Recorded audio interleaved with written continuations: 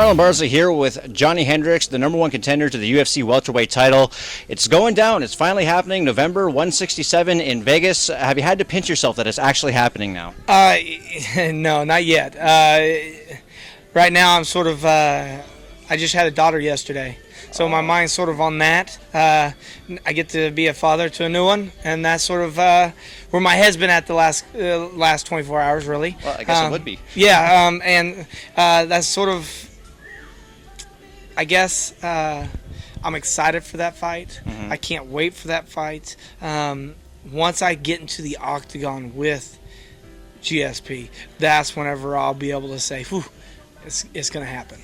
All right. So, congratulations, first and foremost. I didn't know that you just had a child. Yeah, thank you. So, obviously, just one day into it, but are you already feeling different? Walking a little bit more puffed up. Is there any extra motivation now to put some more food on the table? Yeah, third child. So, yeah, I gotta win that belt. You know what I mean? I got to win that belt. Definitely to keep my wife and my girls happy. Mm-hmm. But no, seriously. No, I don't. It doesn't put any more pressure. It just makes me want to. But it does make me want to try that much harder. Mm-hmm. Just because I want my girls to have anything and everything they want, mm-hmm. and wife included. So I need to go out there and make sure I win it. So how hard is it to be up here in Canada while your family's down south? I almost flew home. Yeah? Yeah, yesterday. I almost flew home. We got off the plane. I found out we almost got back on the plane and flew home. But I ended up sticking it out, and I was like, I just want to.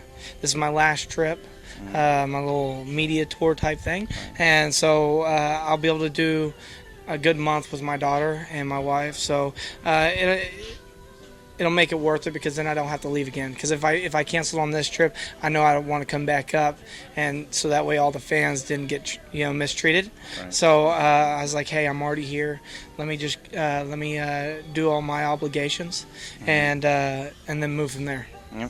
Well, we're glad you're here. We're glad you stuck out the trip. How are you enjoying Toronto? Have you been here before? Is this your first time? This is my second time to come. I love it. The fans been awesome. The people have been awesome. The countryside, I love country. So, it's a lot of spread out space. And like I said, I'm meeting a lot of great people, which is always nice. Yeah. You don't feel like you're on hostile turf, even though GSP is kind of a national hero here? Yeah, no, I'm not in hostile turf at all.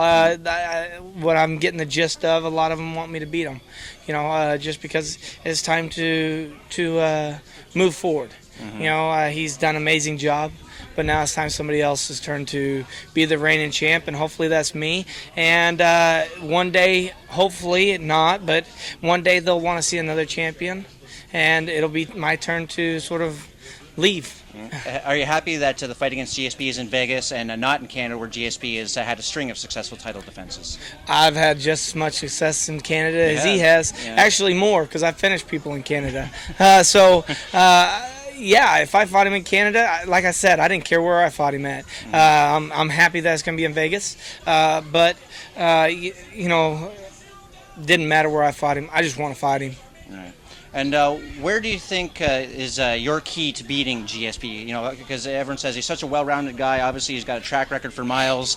Is your wrestling going to be the key? Is it the big left hand? What's the key for Big Rig to win this fight? A little bit of everything. Yeah. Maybe first round, do what he does to everybody else. Let's see how he likes being on his back, not getting to do anything, just somebody holding you down, throwing a couple of elbows. You know what I mean?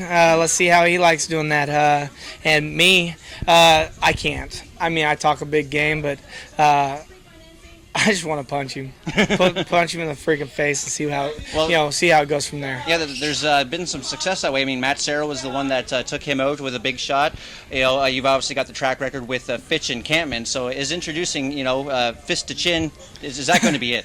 Yeah, I'm hoping so. Hopefully, I can make GSP exciting. That's my game plan. That'll be a lofty goal. There you go.